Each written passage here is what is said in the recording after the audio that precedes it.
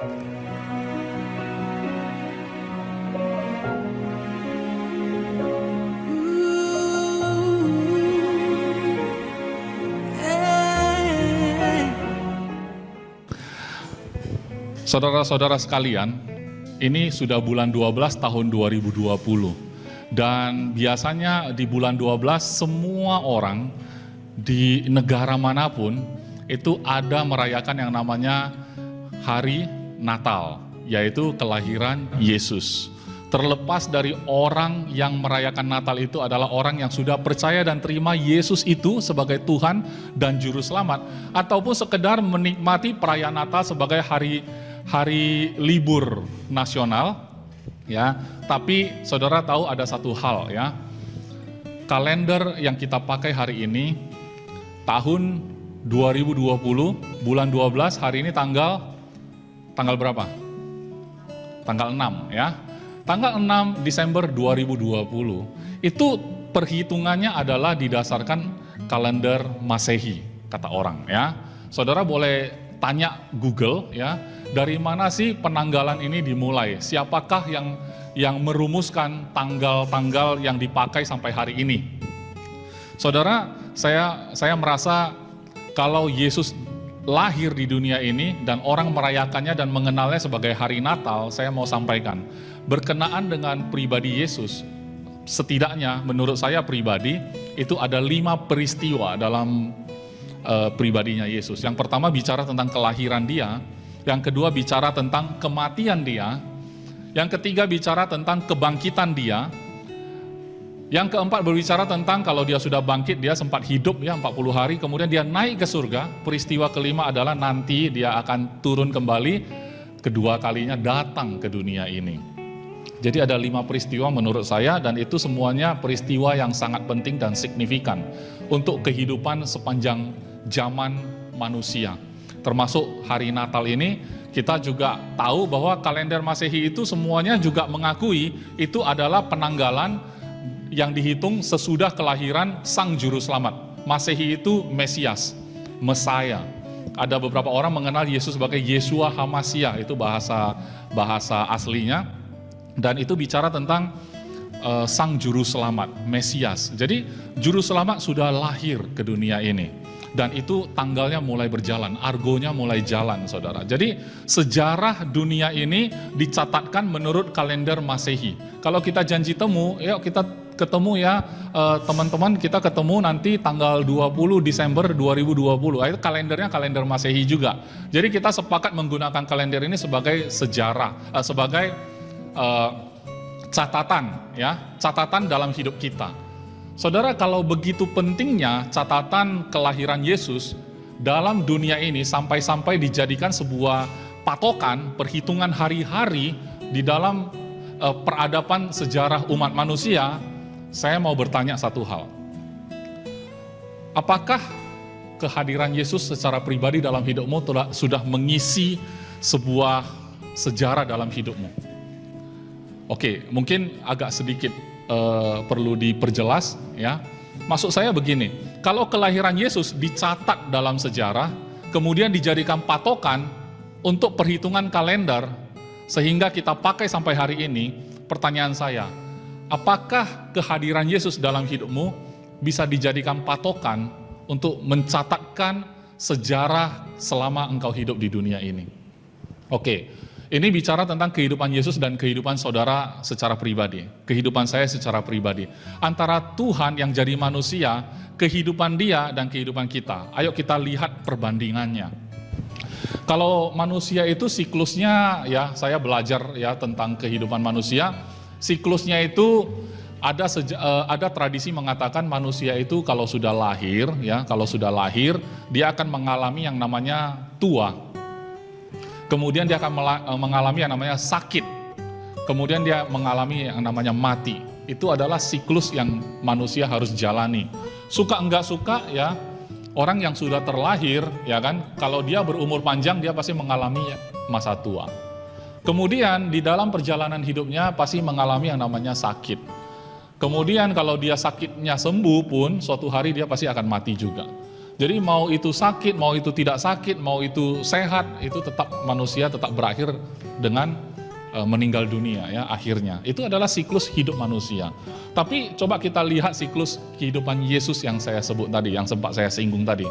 Yesus pernah lahir, dia hidup sebagai manusia, yang kita yakini itu adalah Tuhan, tapi nanti kita akan melihat di Alkitab, saksinya apa? Siapa Yesus ini sebenarnya? Kita akan lihat orang yang menyaksikan kelahiran Yesus nanti, tentunya dari Alkitab kita akan lihat. Tapi Yesus yang lahir ini, dia bertumbuh menjadi manusia seperti biasa, ya.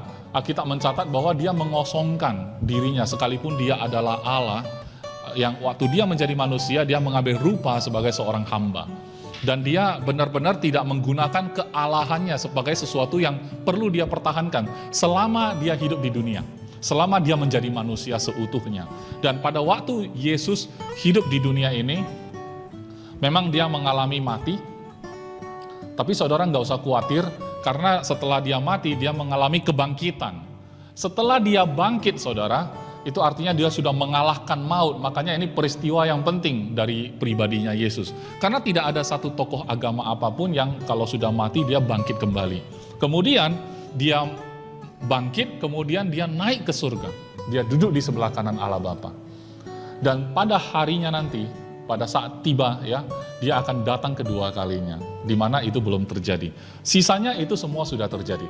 Kelahiran Yesus, kematian Yesus, kebangkitan Yesus, kenaikan Yesus, itu semua sudah terjadi dan kita bisa lihat catatannya di Alkitab. Bagaimana mengenai catatan kedatangan Yesus yang kedua kali? Ada catatannya di dalam Alkitab juga. Ya saudara, nah jadi yang unik adalah kalau kita bisa tua kemudian kita bisa sakit, itulah yang Yesus tidak bisa, saudara. Yesus tidak mengalami yang namanya tua, dia tidak bisa mengalami yang namanya sakit. Mengapa? Karena sakit itu adalah bagian dari konsekuensi dosa. Di mana kita sudah jatuh dalam dosa, sejak Adam dan Hawa sudah jatuh dalam dosa, bumi ini sudah jatuh dalam dosa. Makanan sesehat apapun yang kita makan, itu mengandung risiko sakit penyakit. Apalagi tahun 2020 adalah tahun yang cukup spesial, karena kejadian yang begitu besar mengubah kebiasaan hidup manusia. Hidup manusia banyak yang berubah seketika, hanya gara-gara yang namanya COVID-19. Padahal 2020 ya, tapi namanya masih 19. Itu mungkin ketemunya di 2019 akhir ya. Jadi saudara, kelahiran Yesus menjadi patokan seluruh umat manusia di bumi ini dalam perhitungan zaman. Bukankah dia juga seharusnya menjadi patokan dalam hidup kita, bahwa terjadi perubahan besar sejak Yesus lahir dalam hidup saudara dan saya. Amin. Ya. Tapi masalahnya kita juga tahu Yesus adalah orang keturunan Israel. Dia bukan garis keturunan yang sama dengan nenek moyang kita. Ya, saya orang Chinese, saya runut ke atas, saya nggak tahu apakah nenek moyang saya ada hubungan dengan orang Israel. Saya rasa tidak demikian ya. Tapi itulah cara Tuhan datang ke dunia menjadi manusia. Kalau dia memilih garis keturunan orang Israel, ya sudah, cara dia datang. Toh, cara Yesus memperkenalkan dirinya kepada saudara dan saya, caranya juga beda-beda. Bisa melalui apa? Bisa melalui teman, ya. Temannya bukan orang Israel, tapi orang yang memberitakan Yesus kepada saudara. Ya, mungkin orang itu adalah teman saudara, mungkin dia adalah orang tua saudara, karena waktu saudara lahir, saudara sudah menjadi orang Kristen, dan orang tua saudara adalah orang Kristen. Dan dia mengajari saudara tentang Yesus, dan saudara terima Yesus menjadi Tuhan dan Juru Selamat, karena sudah diajarkan dan diperkenalkan oleh orang tua. Tapi juga saudara mungkin mengenal Yesus dari orang tak dikenal. Nggak tahu kapan ceritanya saudara ketemu Yesus karena ada orang yang tak dikenal menceritakan tentang dia, ya kan, memberikan kesaksian tentang Yesus. Itu menjadi sejarah yang penting, karena cara demikianlah saudara mulai menerima kehadiran Yesus. Seolah-olah Yesus lahir dalam hidupmu, seolah-olah Yesus lahir dalam hidupmu. Saya rasa merayakan Natal tidak lebih penting daripada kehadiran Yesus menjadi Tuhan saudara dalam hidup saudara. Karena itu akan mengubah sejarah kehidupan saudara, seperti Yesus mengubah kehidupan seluruh umat manusia di seluruh dunia. Sampai kalender pun harus berubah karena dia. Oleh sebab itu, kalender sehari-hari dalam hidupmu akan berubah sejak Yesus hadir dalam hidupmu. Amin, saudara. Kalender sehari-hari dalam hidupmu akan dipenuhi dengan sukacita. Kalau selama ini kalender saudara dipenuhi banyak sekali hal-hal yang buruk, saudara tidak paham ini apa semua, tidak jadi masalah. Kalau hari ini Yesus lahir dalam hidupmu, mulai sejak saudara terima Yesus, hari-hari itu adalah hari kelahiran engkau juga. Kenapa? Karena kalendermu baru dimulai pada hari itu. Ya, atau saudara kenal Yesus bukan dari orang, bukan dari orang teman, bukan dari orang tua, bukan dari orang tak dikenal, tapi dari siaran medsos seperti ini atau dari YouTube, ya kan, secara virtual. Hanya gara-gara pandemi, ya, hari Minggu tidak ada kerjaan, tiba-tiba nyalain medsos, kok ada orang yang sharing, ya, terus, didengar lagi. Akhirnya saudara ketemu Yesus. Saya rasa ini sangat penting, ya. Kemudian yang sangat memberkati saya adalah hidup Yesus sejak dia lahir, mati, bangkit lagi, kemudian naik ke surga, nanti dia akan datang kedua kali, saudara. Kita punya gambaran yang utuh, kita punya gambaran yang menyeluruh. Kita enggak hidup seperti orang di zaman Yesus. Begitu Yesus lahir, walaupun sebelum itu sudah ada catatan kitab para nabi bahwa Sang Juru Selamat akan lahir, tapi waktu benar-benar dia lahir, enggak benar-benar bisa kenal bahwa inilah dia. Belum benar-benar bisa kenal. Kenapa? Karena akhir hidup Yesus belum ada yang tahu waktu itu. Apalagi saat dia lahir, belum ada yang tahu. Jadi kalau kita ada di sana, misalkan kita hadir di TKP pada waktu itu, Yesus lahir, kemudian saudara lihat, apakah ini Sang Juru Selamat atau bukan? Saudara mungkin tidak bisa kenal. Kenapa? Karena nanti bayi Yesus ini besarnya seperti apa? Kemudian akhir hidupnya seperti apa? Terus waktu dikubur, mungkin saudara waktu hadir di sana, terjadi peristiwa penyalipan Yesus sampai dia mati, dikuburkan. Saudara nggak sadar bahwa 3 hari kemudian dia bakal bangkit. Mungkin pada waktu itu saudara sudah tinggalkan kisah itu. Mungkin saudara ikuti sejak kelahiran sampai kematian, peristiwa kebangkitan saudara sudah tinggalkan. Bukan itu. Mana mungkin Tuhan mati pada akhirnya. Kan itu tidak masuk akal semua. Kemudian saudara tinggalkan, kemudian Yesus itu hanya cerita orang. Sama juga ketika saudara mendengarkan sekelumit kisah tentang Yesus.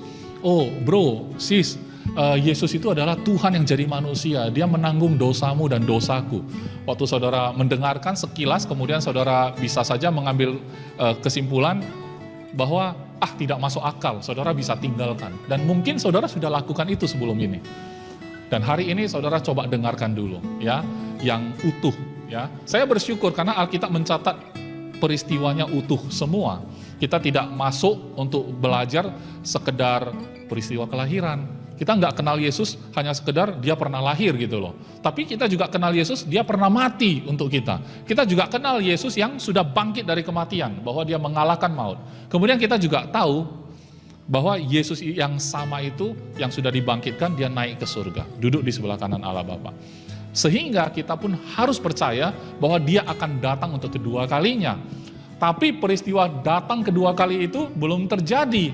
Oleh sebab itu, saya mau katakan berulang-ulang, manusia itu masuk ke siklus yang sama. Sudah diberitahu pada saat kejadian, tidak ngerti. Sudah dikasih tahu pada saat kejadian juga tidak bisa mengenali. Itu yang terjadi pada waktu Yesus lahir. Karena sebelum lahirnya Yesus sudah diberitahu, pada saat lahir dia juga enggak kenal. Begitu juga kedatangan Yesus yang kedua.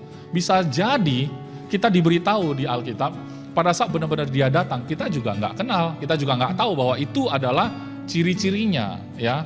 Bisa saja kita ekspektasi kita tentang kedatangan Yesus kedua kali itu terpengaruh oleh ajaran-ajaran atau doktrin-doktrin tentang kedatangan Yesus yang kedua, yang dimana ajarannya kadang-kadang juga berbeda-beda, sehingga saudara juga nggak tahu pada waktu kedatangan yang sebenarnya, saudara bingung. Oleh sebab itu beredar banyak ajaran bahwa kedatangan Yesus kedua kali sudah sangat dekat. Oleh sebab itu bertobatlah. Dan saudara waktu dengar pesan itu, saudara sedikit merasa takut sehingga saudara merasa harus bertobat. Ya bagus dan syukur kalau saudara bisa bertobat karena itu.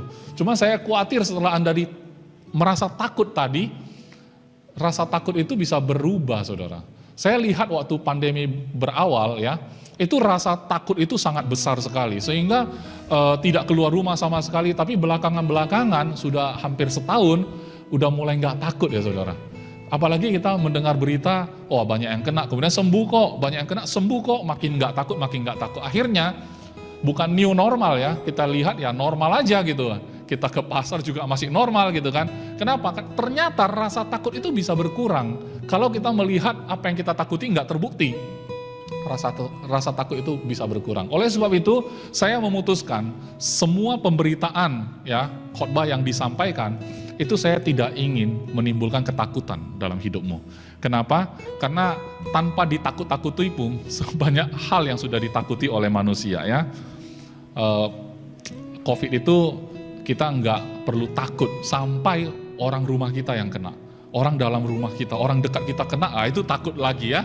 Tapi kalau itu nggak terjadi, rasanya perasaan takut itu berkurang sedikit demi sedikit. Jadi berita tentang kedatangan Yesus yang kedua yang selama ini membuat kita takut, lama-lama ya nggak terbukti Yesus nggak datang-datang. Lama-lama nggak takut lagi. Bahkan ada beberapa teman yang mengatakan Yesus datanglah segera. Jadi berani dia. Malah nunggu Yesus kok nggak datang-datang gitu loh. Padahal dulu-dulu dia dengar berita Yesus datang kedua kali, takut. Terakhir dia suruh Yesus cepat datang. Kenapa? Karena dia nggak takut lagi. Menghadapi hidup dia itu lebih takut ya. Lebih bagus Yesus cepat datang. Dia lebih nggak takut lagi. Jadi rasa takutnya berubah saudara ya. Nah jadi saya merasa kalau kita kenal Tuhan dari Alkitab, kita berbicara pada Tuhan dalam hidup kita sehari-hari. Dalam kalender kehidupan kita sejak kita mengenal Yesus, kita bicara sama Yesus, kita tahu sifat-sifatnya, kita baca lagi surat cintanya Alkitab ya, kita baca dan akhirnya saya yakin pada saat dia datang kedua kali saudara bisa kenal. Saudara bisa kenal karena saudara punya hubungan dengan dia. Bukan saudara bisa kenal kedatangan Yesus karena saudara merasa takut. Ya kan? Karena di sini ada catatannya ya, bahwa tanda-tanda kedatangan Yesus yang kedua kali itu seperti kilat memancar dari sebelah timur, melontarkan cahaya sampai ke barat. Demikianlah kedatangan anak manusia katanya kan. Kemudian juga bisa dilihat pada waktu itu ada tanda manusia di langit. Semua bangsa di bumi akan meratap. Mereka akan melihat anak manusia datang di atas awan-awan langit. Ya kan, kemudian juga katanya Yesus kalau datang kedua kali bisa didengar. Dia akan menyuruh keluar malaikat-malaikatnya dengan meniup sangkakala, dahsyat bunyinya. Saya mengutip dari Matius, saudara ya, tapi nggak usah dibuka. Kira-kira itu berita tentang kedatangan kembali Yesus kedua kalinya, gitu kan. Kemudian di Tesalonika katanya, pada waktu tanda diberi, waktu penghulu malaikat bersuruh, sangkakala Allah berbunyi, maka Tuhan sendiri akan turun dari surga, dan mereka yang mati dalam Kristus akan lebih dulu bangkit katanya. Dan di dalam kisah yang lain dikatakan bahwa di Kisah Rasul ya, Yesus naik ke atas awan-awan gitu kan, semua orang melihat ke langit, malaikat muncul di sana, dikatakan apa yang kau lihat? Itu Tuhan Yesus naik ke surga. Seperti itu juga kamu melihat dia naik, nanti dia turun seperti itu juga gitu loh. Jadi kita tahu ciri-cirinya, mungkin Tuhan datang seperti itu. Tapi bukan hal yang kita takuti. Amin saudara. Kenapa? Karena saudara mengenal dia mulai hari ini. Dia sudah lahir dalam hidup saudara. Jadi hari ini saya sebenarnya ingin mengatakan simple saja. Simple saja. Pada saat saudara belum menerima dia, pada saat dia belum terlahir dalam hidupmu, kalendermu belum jalan saudaraku. Kalendermu belum jalan saudaraku. Saya mau mengajak saudara mulai mengisi kehidupan dengan hidup yang sesungguhnya, di mana Yesus lahir dalam hidupmu. Pada saat itu hidupmu akan berubah total. Bukan saja hidupmu, identitasmu pun berubah. Mengapa saya bisa katakan demikian? Karena itu yang sudah saya alami saudara. Oleh sebab itu saya tidak mau hanya berbicara dari diri saya ingin kita melihat dari Alkitab. Kita akan lihat hari ini bagaimana Yesus itu lahir di dunia. Kita akan lihat di Matius pasal 2. Ya wajar aja ya, karena ini Natal kan, dekat dengan Natal ya. Cuma nanti pesan Natal di tanggal 20 nanti pada saat Agape Grace Family merayakan Natal, pesannya lain lagi saudara. Ya kan, hari ini tanggal 6 kita bahas tentang kelahiran Yesus. Matius 2 ayat 1 dan seterusnya. Saya akan bacakan. Sesudah Yesus dilahirkan di Betlehem, di tanah Yudea pada zaman Herodes, datanglah orang-orang Majus dari timur ke Yerusalem dan bertanya-tanya, di manakah dia, raja orang Yahudi yang baru dilahirkan itu? Kami telah melihat bintangnya di timur dan kami datang untuk menyembah dia. Saudara, orang Majus ini siapa? Saudara boleh coba cari tahu Majus itu apa? Majus itu, sepengetahuan saya, setelah saya cari tahu tentunya, Majus itu ternyata tidak banyak disinggung di Alkitab. Tetapi mereka adalah sekelompok orang yang mengerti tentang perbintangan. Terjemahan bahasa Inggris katanya wise man, orang yang bijaksana. Tapi dunia menceritakan seolah-olah orang Majus ini ada 3 orang. Padahal di Alkitab tidak pernah menjelaskan berapa orang Majus ini datang menyembah Yesus. Tetapi banyak orang mengatakan 3 orang, tapi saya rasa tidak begitu. Karena mereka adalah kumpulan orang-orang yang bijaksana. Mereka bisa dari golongan raja-raja, bisa golongan bangsawan, tapi yang jelas mereka adalah orang yang ahli. Mereka bisa melihat bintang dan mengerti artinya.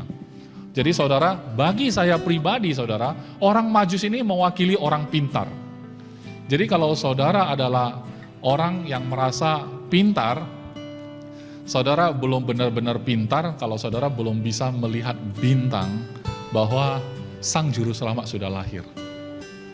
Saudara kalau merasa saudara orang berilmu, saya rasa belum benar-benar ilmu yang sejati kalau saudara belum bisa melihat tanda zaman ini. Artinya bahwa Yesus sudah lahir. Pada waktu itu orang Majus melihat raja orang Yahudi yang baru dilahirkan katanya. Dia tahu bahwa raja orang Yahudi itu sudah lahir. Cuman mereka datang ke lokasi itu untuk mencari tepatnya ada di mana. Mungkin saudara orang pintar pasti kebiasaan orang pintar itu adalah menyelidiki. Semuanya diselidiki saudara, semuanya diselidiki. Ya, kenapa bisa ada COVID diselidiki. Dan orang-orang pintar ini yang bisa menemukan, karena orang yang mencari akan menemukan. Jadi saudara kalau pintar cari terus, saudara pasti menemukan. Kenapa saudara lahir di dunia ini? Saudara cari terus, cari tahu kenapa saudara lahir di dunia. Kalau saudara cari terus, saudara pasti akan menemukan. Amin. Dan saudara baru dikatakan benar-benar pintar. Jangan berhenti mencari. Kalau belum ketemu, cari terus. Amin. Saya sudah ketemu. Kenapa? Orang Majus ini juga sudah ketemu. Oke? Nah, jadi ayat 3. Ketika Raja Herodes mendengar hal itu, terkejutlah ia beserta seluruh Yerusalem. Kenapa dia terkejut? Karena dia raja. Kalau dia bukan raja, tidak perlu terkejut. Kenapa? Karena berita tentang kelahiran raja orang Yahudi itu adalah ancaman bagi dia. Kalau orang yang tidak merasa terancam, dia tidak perlu terkejut dan tidak perlu merancang satu cerita drama gitu loh. Pakai bunuh anak-anak yang baru lahir lah, hanya karena tidak merasa aman dalam hidupnya. Jadi saudara yang punya kekuasaan hari ini, mungkin saudara hidup di dalam ketidakamanan, ya kan? Padahal Yesus tidak merebut kursi Herodes, ya kan? Kenapa kita tahu? Karena kisah ini sudah lengkap, kita bisa baca di Alkitab semua. Jadi kalau kejadiannya pada waktu di tengah, pada waktu itu benar-benar terjadi, misalnya saudara adalah Herodes, mungkin saudara juga reaksinya sama, takut gitu loh. Jadi rancangannya apa? Rancangannya adalah ayat ke-4. Maka dikumpulnyalah semua imam kepala dan ahli Taurat bangsa Yahudi. Lalu dimintanya keterangan dari mereka. Jadi dia bikin BAP ya. Cuman apa yang kalian tahu ya? Coba cerita dulu. Raja orang Yahudi itu lahirnya ciri-cirinya apa? Mungkin dia tanya semua. Tanya semua dengan teliti. Lalu dimintanya keterangan dari mereka, di mana Mesias akan dilahirkan. Mereka berkata kepadanya, di Bethlehem, di tanah Yudea, karena demikianlah ada tertulis dalam kitab Nabi. Kalau orang Yahudi, saudara, mereka hanya bisa tahu dari apa yang tertulis dalam kitab para nabi mereka. Mereka taunya dari sana, jadi mereka hanya bisa memberi informasi sebatas itu. Dan itu pun bagi saya sudah cukup jelas ya. Cuman tidak jelas bagi mereka, karena orang yang sedang menghadapi satu situasi, biasanya lihatnya nggak jelas. Kalau orang yang tidak terlibat dalam situasi, biasanya dia melihat segala sesuatu lebih jelas. Saudara dan saya hidup di tahun 2020. Saudara bisa baca Alkitab dan itu jelas. Ya, kalau saudara hidup di dalamnya, saudara mungkin sama. Mereka nggak jelas, mungkin kita semua juga nggak jelas kalau kita hidup di sana. Oke, kemudian ayat 6. Dan engkau Bethlehem tanah Yudea, Yehuda, engkau sekali-kali bukanlah yang terkecil di antara mereka yang memerintah Yehuda, karena daripada mula akan bangkit seorang pemimpin yang akan menggembalakan umatku Israel. Lalu dengan diam-diam Herodes memanggil orang-orang Majus itu. Ya, Herodes punya kuasa. Kalau orang masuk ke dalam wilayah dia bisa panggil orang itu. Ya, orang Majus itu datang, Ya, ingat ya sekali lagi orang Majus ini orang pintar, terhormat, mereka punya ilmu, mereka punya kekuasaan. Mereka bisa jadi adalah kumpulan raja-raja dari timur ya. Kita nggak tahu mereka itu sebenarnya siapa gitu loh. Tapi tentunya mereka berjalan ke daerah kekuasaan Herodes pada waktu itu. Herodes panggil mereka dan dengan teliti bertanya kepada mereka bila mana bintang itu nampak. Kemudian ia menyuruh mereka ke Betlehem katanya. Pergi dan selidikilah dengan seksama hal-hal mengenai anak itu dan segera sesudah kamu menemukan dia, kabarkanlah kepadaku supaya aku pun datang menyembah dia. Itu bisa-bisanya dia ya. Kenapa? Karena dia mau bunuh sebenarnya raja ini yang berpotensi menggantikan posisi dia tentunya kan. Tapi dengan alasan nanti kalau kalian nampak anak ini, kalian kasih tahu aku, supaya apa? Biar aku bisa datang juga menyembah dia, kan dia raja orang Yahudi. Sebenarnya itu adalah cara ya, supaya bisa ketemu anak ini, yang merupakan ancaman bagi dia. Ayat 9, setelah mendengar kata-kata raja itu, berangkatlah mereka, siapa? Orang Majus. Dan lihatlah, bintang yang mereka lihat di timur itu mendahului mereka hingga tiba dan berhenti di atas tempat di mana anak itu berada. Ayat 9 adalah kunci, saudara. Ya, kunci di mana saya ingin memperjelas orang Majus ini punya GPS. Kalau kita sekarang kan datang ke AGF ya, ibadah akan dilaksanakan di Wibi gitu kan. Wibi di mana, Pak? Ketik aja di Google Map ya. Wibi Medan ya, nanti ada titiknya pas, kemudian jalan ya kan, start kan, jalan. Nah dari manapun saudara mulai nggak apa-apa, karena sudah tahu titik tujuannya, saudara pasti nyampe, yang penting saudara ikuti aja. Tapi zaman itu nggak ada Google Map saudara, mereka lihat ke bintang itu mereka tahu secara tepat di mana anak itu berada. Saya rasa itu cukup canggih ya saudara, berarti Google Map-nya dia itu tertanam dalam otaknya mereka langsung, udah tertanam, ngelihat bintang aja udah ngerti gitu loh. Jadi saya rasa mereka benar-benar pintar, bukan hanya sekedar omongan gitu loh. Mereka bukan pintar-pintaran saudara, mereka benar-benar pintar. Kalau mereka nggak benar-benar pintar, mereka nggak bisa lihat bintang. Katanya bintang itu berjalan mendahului mereka loh. Bintang itu yang belok kiri, belok kanan, 5 meter kemudian belok kiri. Wah, saya rasa itu luar biasa. Bintang bisa berbicara sama orang itu dan mereka tahu artinya. Saudara tahu nggak arti bintang?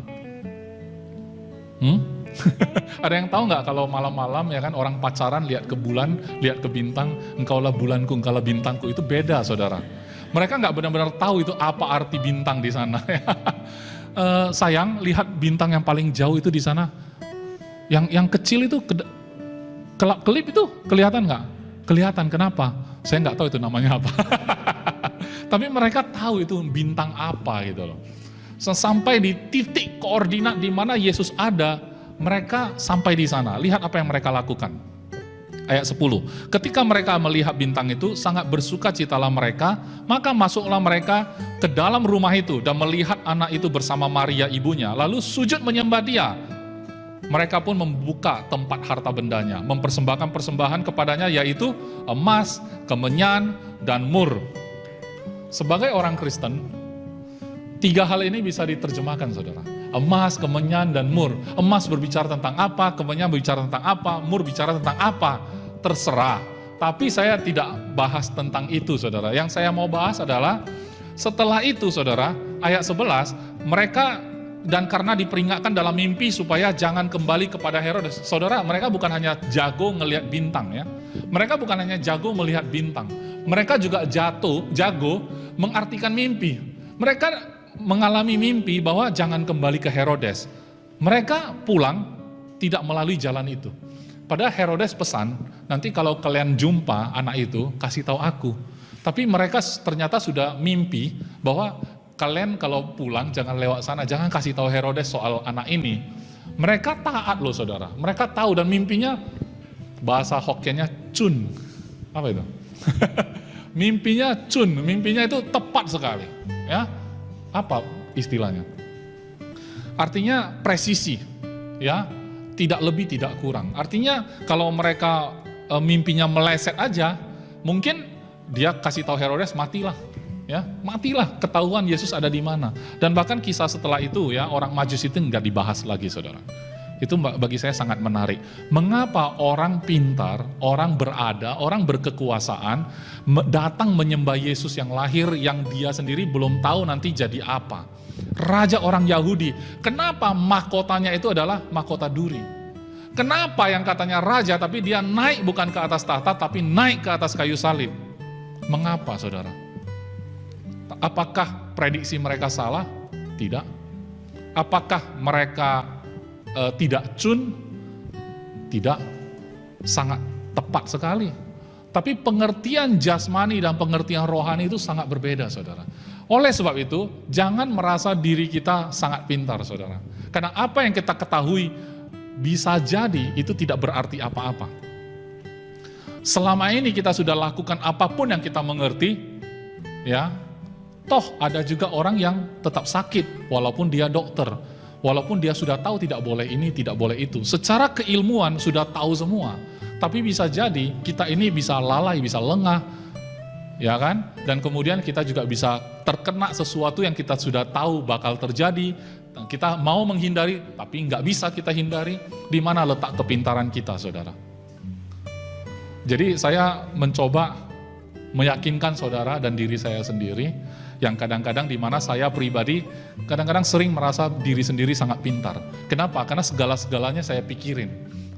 Ini saya pikirin, itu saya pikirin, itu saya pikirin, semua saya pikirin. Akhirnya tidak menghasilkan apa-apa. Karena kita nggak benar-benar pintar, saudara. Kepintaran kita tidak bisa berbuat banyak kadang-kadang. Ya, tapi itu bukan persoalan.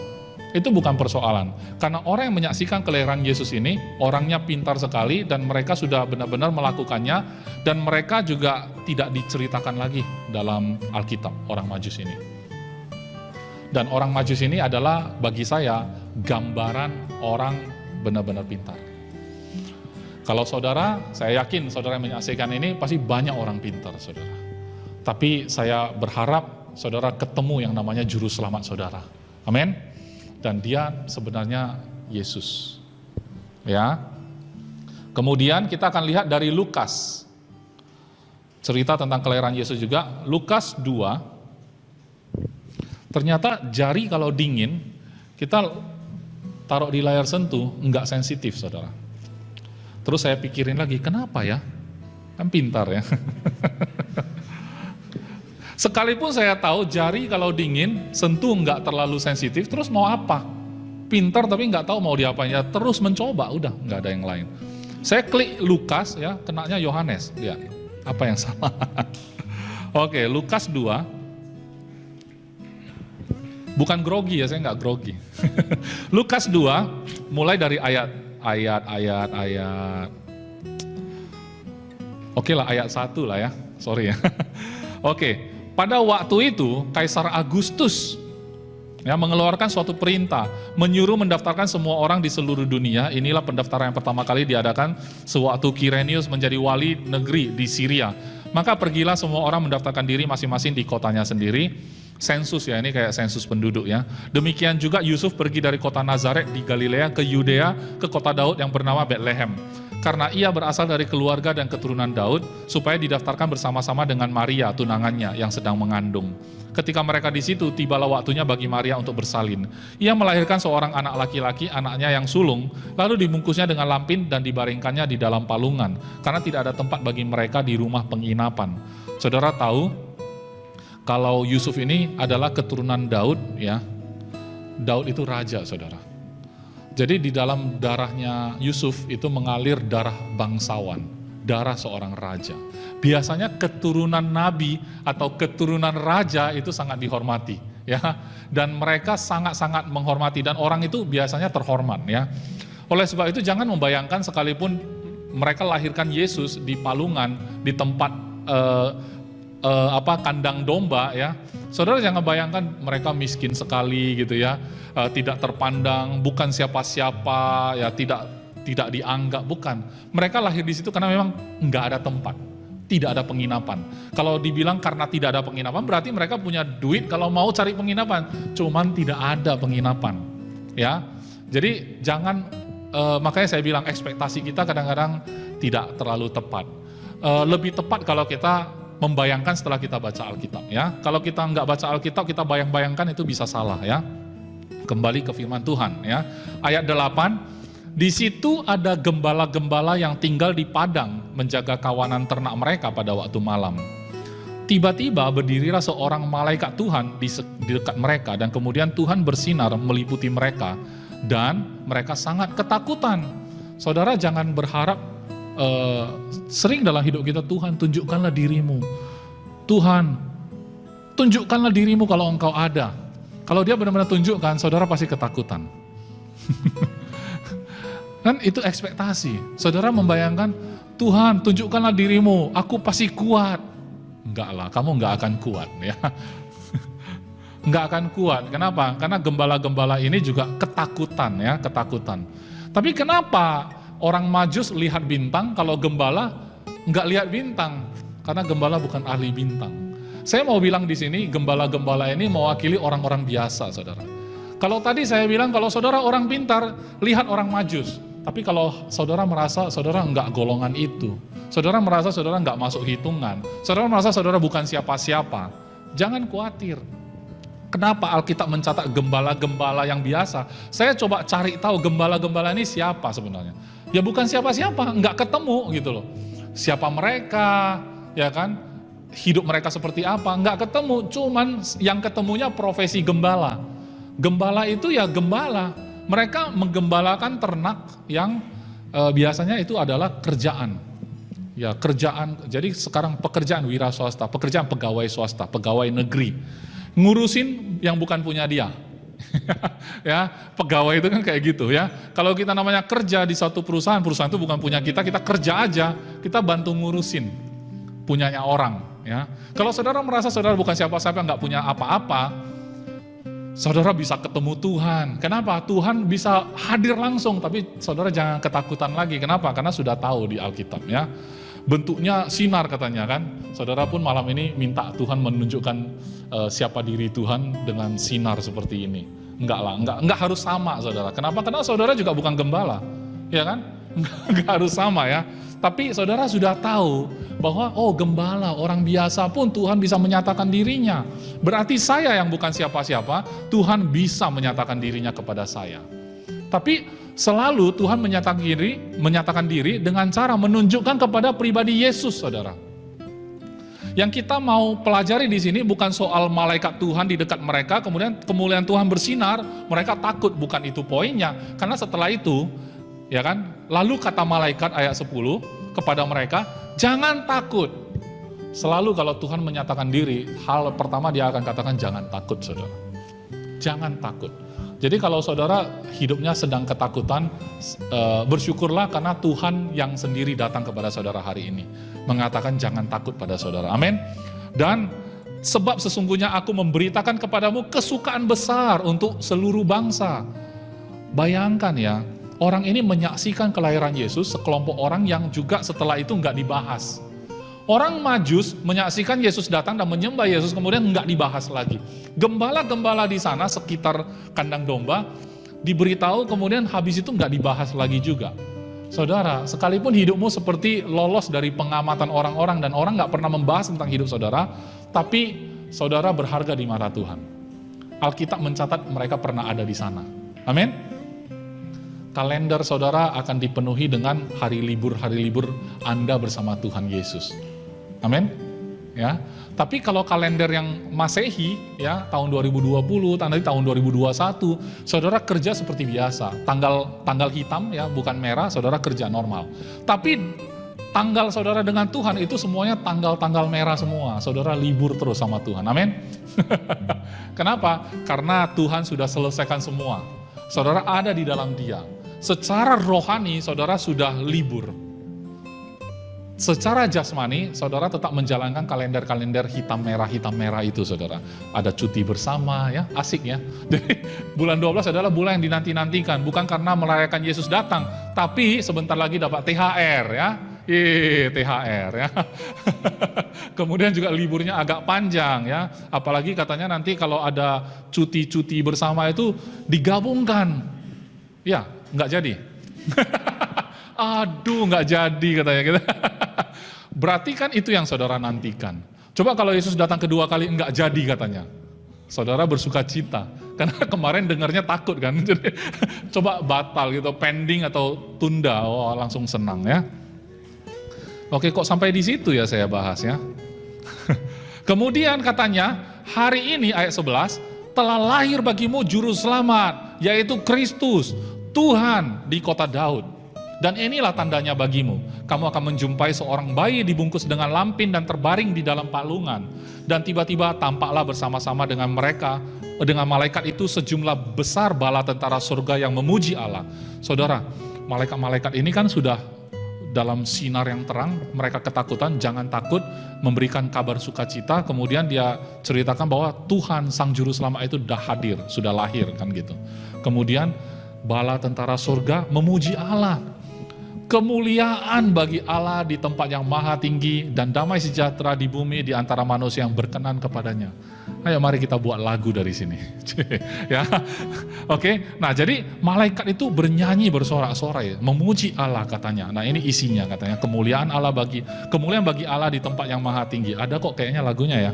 Dan damai sejahtera di bumi di antara manusia yang berkenan kepadanya. Ayat 15. Setelah malaikat-malaikat itu meninggalkan mereka dan kembali ke surga, gembala-gembala itu berkata seorang kepada yang lain, marilah kita pergi ke Betlehem untuk melihat apa yang terjadi di sana, seperti yang diberitahukan Tuhan kepada kita. Ya, lalu ayat 16, mereka cepat-cepat berangkat dan menjumpai Maria dan Yusuf dan bayi itu yang sedang berbaring dalam palungan.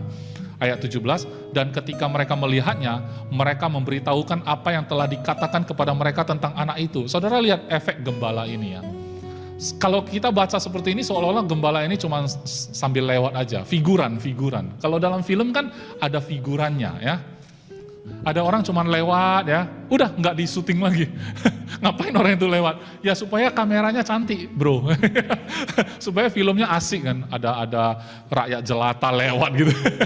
Ya, mereka nggak berarti. Saudara lihat gembala ini berarti nggak? Saudara lihat di ayat 18 tadi, semua orang mendengarnya heran tentang apa yang dikatakan gembala-gembala itu kepada mereka. Karena kan mereka cerita kepada orang-orang yang ada di sana, termasuk Yusuf dan Maria, bahwa mereka jumpa malaikat memberitahu bahwa anak ini adalah Tuhan, Juru Selamat, ya kan? Dan ayat 19, sangat signifikan siapa gembala-gembala ini. Tetapi Maria menyimpan segala perkara itu di dalam hatinya dan merenungkannya. Saudara, mungkin pertemuan saudara dengan Tuhan itu kayaknya simple, nggak terlalu ngefek, nggak terlalu banyak sejarah setelahnya ya, tidak banyak drama, hanya sekedar sudah terima Yesus, saudara menjadi orang Kristen sampai hari ini biasa-biasa aja.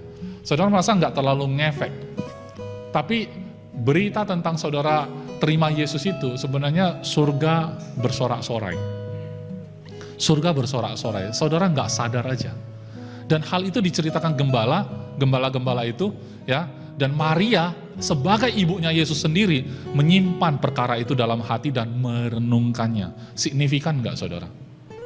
Saya rasa sebagai ibu Yesus, omongan kita kalau kita adalah gembala, omongan kita sampai ibunya Yesus memikirkannya, merenungkannya, simpan dalam hati, berarti kata-kata saudara sangat signifikan. Padahal saudara cuma orang biasa. Kalau saudara cerita tentang kelahiran Yesus, Sang Juru Selamat sudah lahir kepada orang yang saudara nggak kenal, mungkin kepada saudara Anda, mungkin kepada orang tua Anda, mungkin kepada anak Anda, kepada orang siapapun yang belum Anda kenal hari ini, saudara seperti gembala ini, memberitakan bahwa yang lahir itu adalah Juru Selamat. Saudara bisa membawa kabar sukacita kemanapun saudara pergi. Amin. Ya. Kemudian, maka kembalilah gembala-gembala itu sambil memuji dan memuliakan Allah karena segala sesuatu yang mereka dengar dan mereka lihat. Semuanya sesuai dengan apa yang telah dikatakan kepada mereka. Jadi peneguhan demi peneguhan. Peneguhan demi peneguhan. Kamu kesana, kamu lihat ada anak yang ada di dalam lampin, di palungan. Itulah dia, Yesus Kristus, Juru Selamat, Tuhan yang sudah lahir bagi seluruh bangsa. Dan itu diceritakan, dan itu terjadi, mereka datang benar terjadi. Mereka cerita dan mereka pergi dengan sukacita memuji Tuhan. Saya rasa itu sebabnya kenapa orang percaya suka bernyanyi, saudara. Mengapa? Orang yang sudah ketemu Sang Juru Selamat, ketemu Tuhan yang benar ya, dia cenderung meluap hatinya itu dengan sukacita. Dan biasanya apa yang terjadi dalam hidupnya itu bisa dilupakan. Maksudnya gini, dalam hidup kita mungkin punya tantangan segala macam. Begitu kita tahu ada berita sukacita, Sang Juru Selamat sudah lahir, saya bisa taruh di samping masalah saya. Saya bisa sukacita, saya taruh di samping ternak-ternak gembalaan saya. Saya bisa pergi cari menyelidiki kebenaran daripada berita itu. Setelah saya ketemu Sang Juru Selamat itu, saya pergi dengan sukacita. Cuman sayangnya tidak dicatat apakah setelah mereka jumpa lagi dengan ternak-ternaknya, mereka kembali lagi dengan hidup yang normal. Tapi tidak begitu tercatat, saudara. Saya yakin sejak Yesus lahir, kalendernya berbeda. Sejak saudara terima Yesus sebagai Tuhan dan Juru Selamat, kalender dalam hidupmu akan berubah. Amin. Dan sejarah dalam hidupmu itu baru saja dimulai. Karena tahun 2020 tonggaknya adalah kelahiran Yesus. Tahun 2020 kalender itu adalah berpusat kepada sesudah Masehi, sesudah Yesus, sesudah Kristus, after Christ ya. Sebelumnya namanya before Christ, sebelum Masehi, sebelum kelahiran Yesus. Jadi sebelum kelahiran Yesus apa yang terjadi? Saudara bisa selidiki juga di Alkitab apa yang terjadi. Jadi kalau orang yang hidup sebelum Masehi, kerjanya ya menunggu kelahiran Masehi. Bagaimana dengan hidup kita yang sudah di kelahiran Masehi, sesudah Masehi? Menunggu kedatangan Masehi yang kedua kali.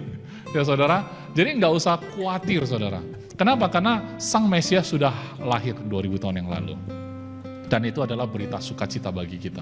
Tapi saya ingin memberitahu kepada saudara, karena Lukas 2 ini setelah Yesus lahir, dia mulai dewasa, umur 12, masuk ke bait Allah, kemudian orang tuanya cari-cari, ya kan, karena udah pulang, ya kan, tiba-tiba, oh kok anak kita Yesus nggak ikut, balik lagi, masih di bait Allah, mengajar di sana.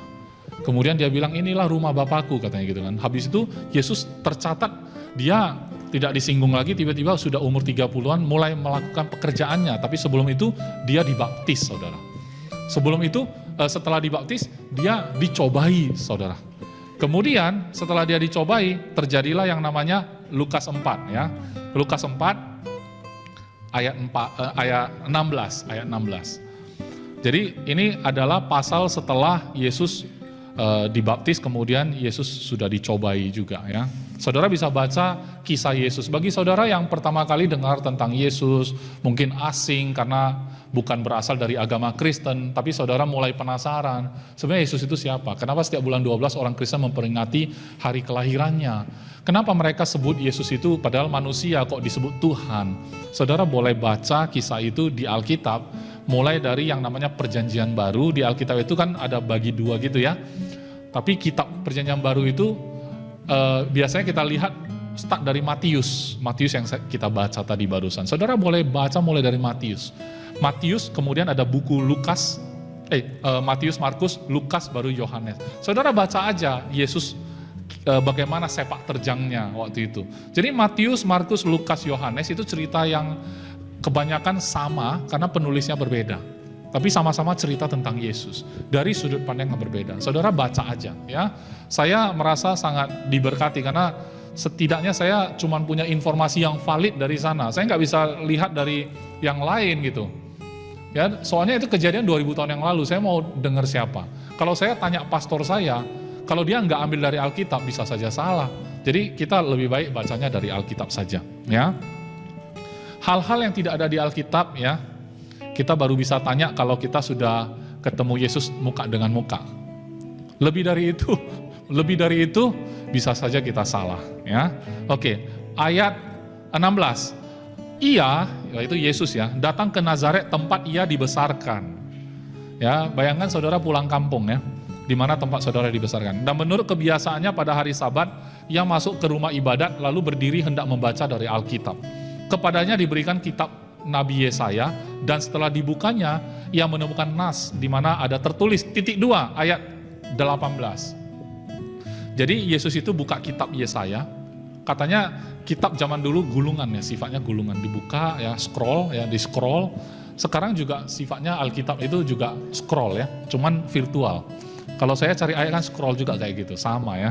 Ternyata sama aja, cuman dulu fisik, sekarang virtual ya. Oke.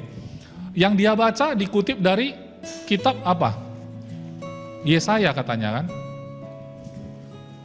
Ini nggak bisa diklik loh, luar biasa. Yesaya 61 ya, cuman kita nggak usah buka. Cuman di sini kan ada referensi. Yesaya 61 ayat 1 sampai 2 itu yang dibacakan Yesus. Jadi buka kitab Yesaya, dia baca begini. Roh Tuhan ada padaku, oleh sebab ia telah mengurapi aku. Jadi kitab Yesaya ini tergenapi sebagai hidup dia sendiri. Roh Tuhan ada padaku, kata Yesus, oleh sebab ia telah mengurapi aku, kata dia, untuk menyampaikan kabar baik kepada orang-orang miskin. Dan ia telah mengutus aku untuk memberitakan pembebasan kepada orang-orang tawanan dan penglihatan bagi orang-orang buta, untuk membebaskan orang-orang yang tertindas, untuk memberitakan tahun rahmat Tuhan telah datang. Saudara, ini adalah kitab yang dia buka dan dia bacakan, dan itu adalah penggenapan bahwa dialah dia. Dialah yang diurapi itu. Dialah dia yang ada roh Tuhan padanya, ya. Yang sudah diurapi, yang akan menyampaikan kabar baik kepada orang miskin, katanya. Saudara, mungkin saudara merasa saudara cukup banyak uang. Saudara bukan kategori orang miskin. Tapi bagi saya ya saudara, ini pribadi saya ya, saya mengkategorikan di dunia ini nggak ada orang kaya, semua miskin. Tapi kalau saudara bicara soal uang di bank, mungkin ada beberapa orang kaya. Jumlahnya sedikit, orang kaya, uangnya banyak sekali, katanya sultan ya. Sultan mah bebas, mau beli apa bisa gitu kan. Iya, dari sisi ekonomi mungkin kaya, tapi apakah miskin itu hanya bicara uang? Bagaimana dengan hubungan-hubungan saudara? Bagaimana dengan keluarga saudara? Bagaimana dengan kesehatan saudara? Bagaimana dengan aspek-aspek yang lain? Kalau di dalam aspek yang lain, saudara menderita kekurangan, itu disebut miskin saudara. Kita nggak benar-benar kaya, kalau hanya sekedar uang kita yang kaya. Apa yang kita miliki itu uang ya, dan yang lain nggak kita miliki, yaitu miskin namanya. Cuma punya uang, oh miskin sekali. Tapi kalau udah punya uang, punya yang lain-lain juga, itu baru kaya saudara. Tapi saya rasa, kalau saudara dalam waktu yang singkat ini, saudara bisa merasakan tiba-tiba, enggak sih saya enggak merasa kaya. Padahal bagi kita sudah cukup kaya. Mungkin buka rekening di bank udah mungkin ada 10 miliar mungkin ya tunainya gitu kan. Bagi banyak orang saudara tergolong kaya. Tapi saudara banding sama orang yang sudah punya 100 miliar, pasti saudara merasa miskin. Tiba-tiba mulai berteman sama sultan-sultan yang lain yang lebih hebat lagi, rasanya miskin sekali gitu kan. Oleh sebab itu, jangan merasa kabar baik ini bukan untuk kita, karena kita bukan orang miskin. Enggak, saya mengakui saya miskin, ya kan. Kalau selebritis di TV katanya, ya miskin apa? Miskin kebaikan, miskin itu kan pengolahan kata-kata ya. Ya, tapi kita penuh kekurangan. Miskin itu adalah kurang, ya, penuh kekurangan. Kita banyak kurangnya bukan? Ya, mungkin kelakuan kita, mungkin kebaikan kita itu sangat kurang sekali ya. Kemudian selain orang miskin katanya apa? Pembebasan kepada orang-orang tawanan. Mungkin secara fisik saudara nggak ditawan. Kita kan sudah merdeka. Kita hidup di tanah yang sudah merdeka. Negara kita adalah negara yang merdeka, tidak dijajah. Tapi sekalipun manusia hidup di tanah yang sudah merdeka, bisa saja dia tidak benar-benar bebas. Tertawan. Mungkin tertawan oleh kebiasaan burukmu. Mungkin tertawan oleh pola pikirmu. Karena kita nggak bisa lagi baca Alkitab sekarang mengambil keadaan jasmaniahnya. Karena jasmania ini terjadi atas bangsa Israel. Tapi kita sebagai orang Israel rohani, kita melihat itu dari aspek rohani kita sekarang. Kita nggak melihatnya lagi dari aspek jasmani. Karena secara jasmani tidak ada yang tangannya sedang diborgol hari ini, betul? Atau mungkin saudara sedang diborgol. Ada berita baik bagi saudara. Yesus akan membebaskan saudara. Saya nggak tahu borgolnya apa. Yang menawan Anda apa, saya nggak tahu. Mungkin pikiran-pikiranmu sendiri, ketakutanmu. Tapi hari ini izinkan Tuhan melepaskan itu. Karena roh Tuhan, yaitu roh Yesus itu sendiri, ada padaku. Dia mengurapi aku untuk menyampaikan kabar baik kepada orang miskin. Saya mengambil posisinya hari ini. Sama seperti Yesus mengambil kitab Yesaya itu, hari ini saya buka dari Lukas, saya nggak buka dari Yesaya. Saya buka dari Lukas, bahwa Yesus sendiri baca itu di depan semua orang. Dan itu adalah kabar baik yang sejati bagi kita. Bukan hanya orang tawanan, tapi penglihatan bagi orang-orang buta katanya. Saudara mungkin mengatakan, saya enggak kok, saya enggak. Tapi saudara, Buta itu sama dengan tidak mampu melihat. Bukankah banyak hal yang kita nggak mampu lihat dalam hidup ini? Mungkin mata jasmani kita bisa melihat apapun, tapi kenapa kita sampai hari ini nggak bisa melihat Tuhan? Kenapa kita mata jasmani bisa melihat apapun, tapi kita nggak bisa melihat kebaikan Tuhan? Bukankah itu juga buta, saudara? Jadi saudara melihatnya bukan lagi dari sisi jasmani, tetapi lihatlah dari keseluruhannya. Artinya, secara rohani, mungkin banyak orang tidak bisa melihat dengan benar. Ya, kalau misalkan ada terjadi cekcok dalam rumah tangga, bisa jadi itu kesalahan dia, bukan kesalahan pasangan. Tapi yang dia lihat justru kesalahan pasangan. Oh, itu lebih dari buta, saudara. Ya kan? Dia melihat yang salah.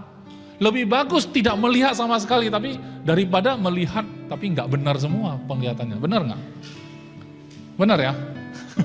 Coba kalau mata saya ditutup, saya nggak bisa lihat apa-apa. Itu mungkin lebih baik daripada saya buka mata, tapi yang saya lihat semua salah. Saya lihat Kardo, tapi jadinya Pastor Daniel. Pastor Dan ngomongnya jadi ngawur gitu. Mendingan saya nggak perlu melihat dengan mata jasmani, tapi saya tahu yang berada di depan saya adalah Pastor Daniel. Jadi nggak salah alamat, betul ya? Daripada mata terbuka, tapi lihatnya salah gitu ya. Nah, oleh sebab itu, dia akan memberikan penglihatan itu. Saudara pasti tahu. Ini siapa, itu siapa. Saudara bisa melihat. Kemudian membebaskan orang tertindas. Mungkin saudara merasa diri saudara hari ini tertindas oleh ketidakadilan. Ya, belakangan ini seru sekali ya bicara soal keadilan. Di mana letak keadilan? Hukum harus ditegakkan segala macam ya. Saudara merasa tertindas, saudara merasa mungkin saudara adalah orang yang tidak terpandang, saudara merasa ditindas oleh orang yang lebih hebat dari Anda, lebih berkuasa, lebih memiliki power dalam hidupnya. Saudara merasa saudara bukan siapa-siapa, selalu ditindas gitu.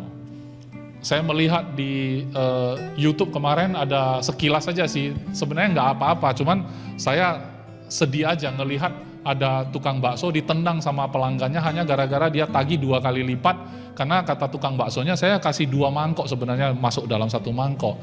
Jadi waktu saya kasih harga 2 mangkok dia marah, ditendang loh pakai jurus taekwondo.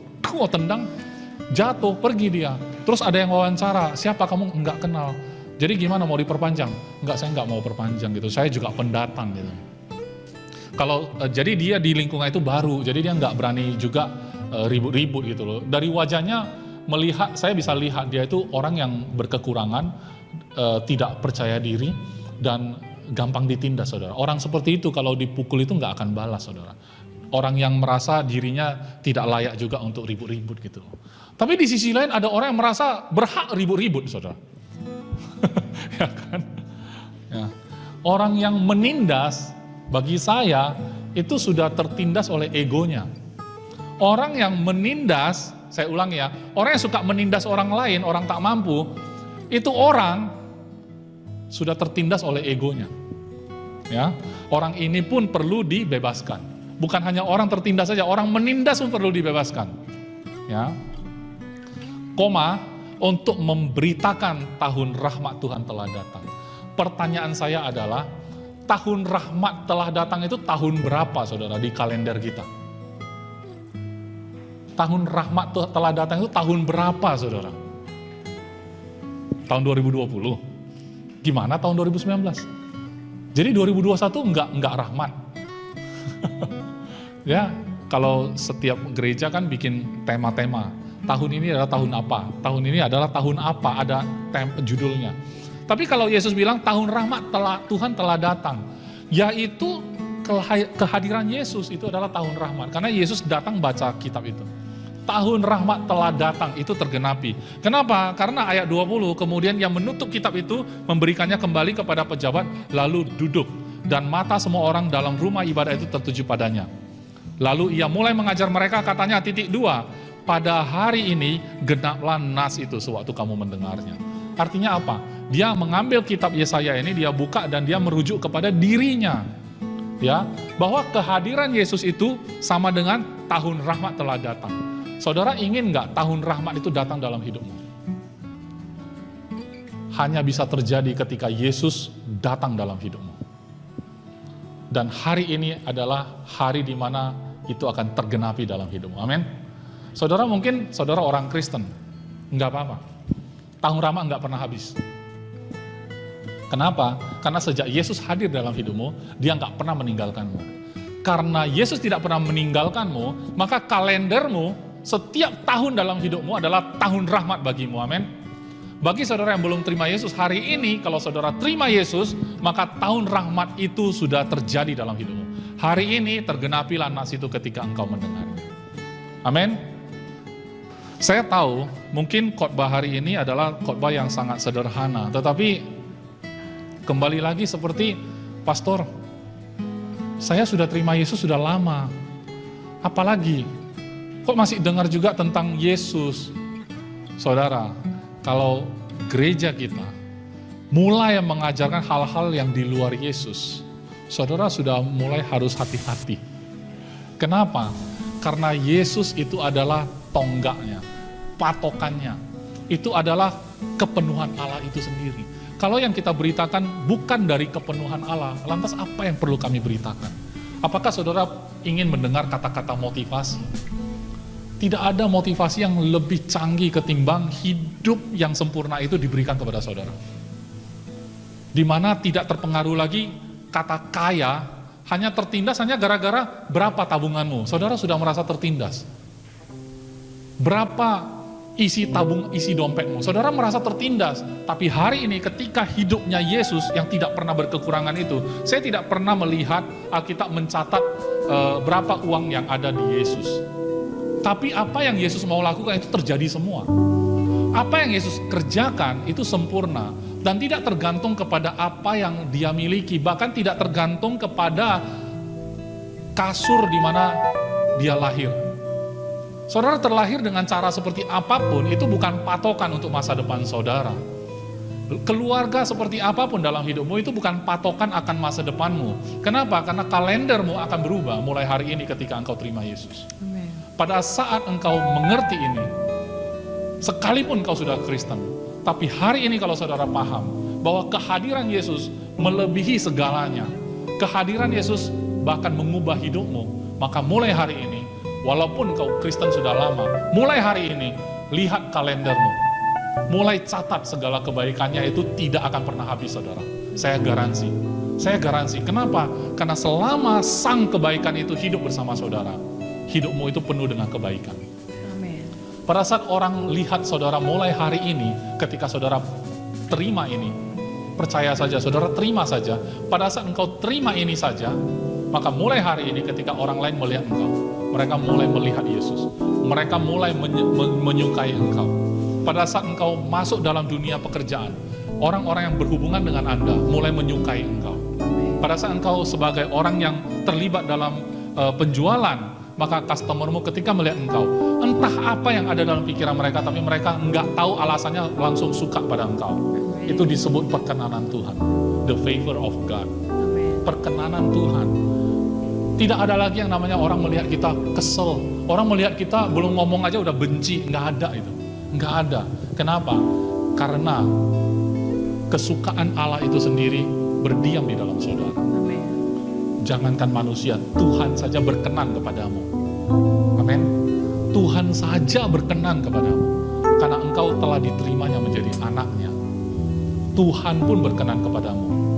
Jadi jangan khawatir kalau misalkan apa yang saya katakan ini, besok saudara coba dengan kesadaran penuh, saudara terjun kembali ke dalam dunia penjualan. Kok masih ada yang gak suka? Ya gak apa-apa saudara, gak apa-apa juga, gak apa-apa. Tapi belajar untuk percaya terus, sampai ini menjadi kenyataan demi kenyataan, sampai itu alamiah sekali. Ketika orang gak suka pun itu tidak mengganggu saudara lagi. Karena saudara tahu sehari demi sehari, saudara lihat Yesus di Alkitab. Yesus pun banyak yang tidak suka sama dia, tetapi dia tetap menjalankan dan memenuhi semua panggilannya dalam hidupnya. Tidak lagi jadi masalah. Lingkungan itu tidak lagi mempengaruhi saudara, tetapi justru saudaralah yang memberi pengaruh kepada lingkungan saudara. Tidak ada lagi yang namanya sulit dalam hidupmu. Amin.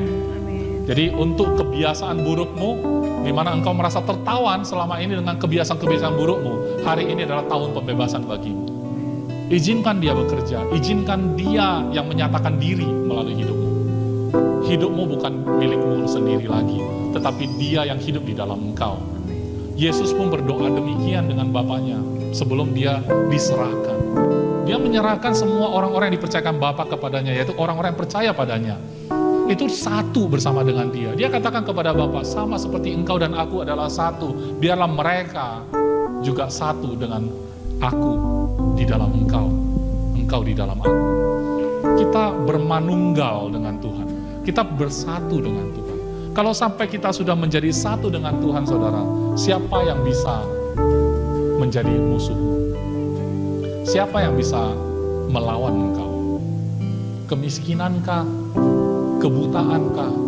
Penindasankah? Ketidakadilankah? Atau apa dalam hidup ini? Tidak ada lagi. Mengapa? Karena hidup yang sejati itu sudah ada di dalam hidupmu. Saya ingin berdoa bagi saudara, semuanya, siapapun saudara. Orang yang sudah lama menjadi orang Kristen, tapi hari ini biarlah saudara dikuatkan kembali bahwa Yesus sudah lahir dalam hidup. Bagi saudara yang belum menerima Yesus menjadi Tuhan dan Juru Selamat saudara, ini bukan tentang, tapi ini adalah keputusan yang sangat pribadi. Karena apa yang saya mau sampaikan adalah tentang pribadi Yesus itu sendiri. Bahwasanya ada sebuah pendamaian antara engkau dan Pencipta.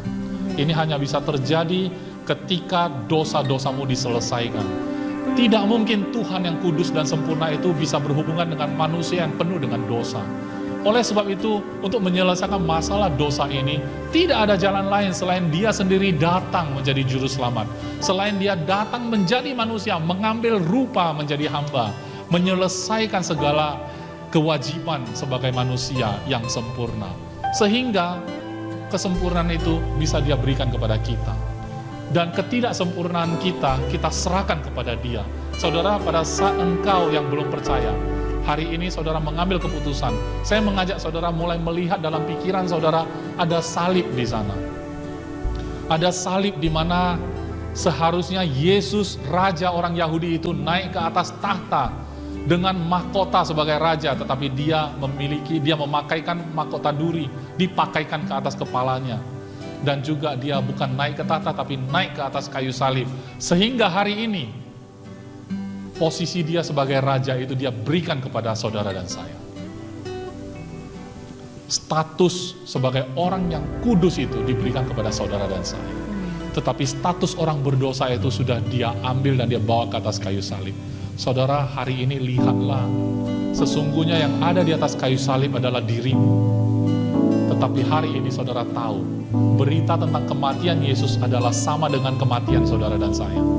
Berita tentang kebangkitan Yesus adalah berita tentang kebangkitan saudara dan saya. Sehingga siklus hidup kita tidak seperti manusia pada umumnya. Saudara bisa menikmati hidup ini dengan segala kepenuhan Allah. Saya undang orang yang ingin mengambil keputusan sekali dalam hidupmu, sekali untuk selamanya dalam hidupmu, menerima Sang Juru Selamat yang telah lahir ini 2000 tahun yang lalu, sehingga kalender dalam hidupmu dimulai hari ini. Maka saya mengundang saudara untuk berdoa bersama-sama saya menerima Tuhan Yesus menjadi Tuhan dan Juru Selamat saudara. Mari kita berdoa. Tuhan Allah pencipta langit dan bumi, Tuhan Allah pencipta langit dan bumi, hari ini aku mendengar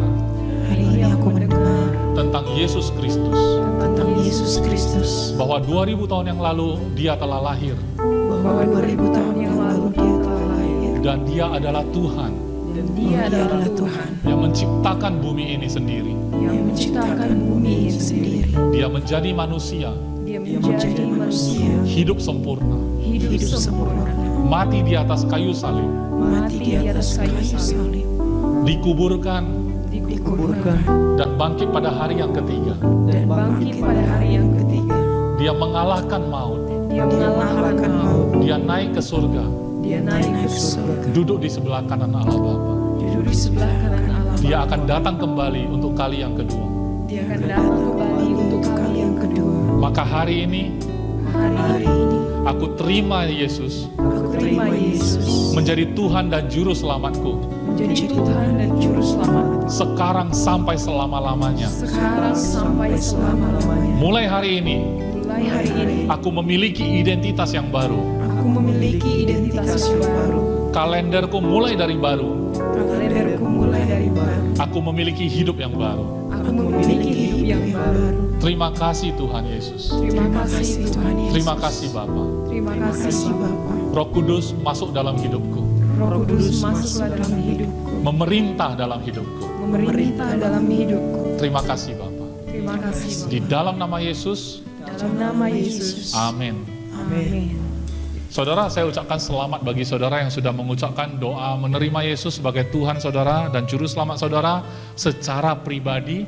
Maka saudara sekarang diterima oleh Sang Pencipta kita. Dia adalah Bapa kita semua. Saudara dan saya adalah saudara. Mengapa? Karena kita semuanya sama-sama ada di dalam Kristus mulai hari ini. Tuhan Yesus memberkati. Tuhan Yesus yang melindungi saudara.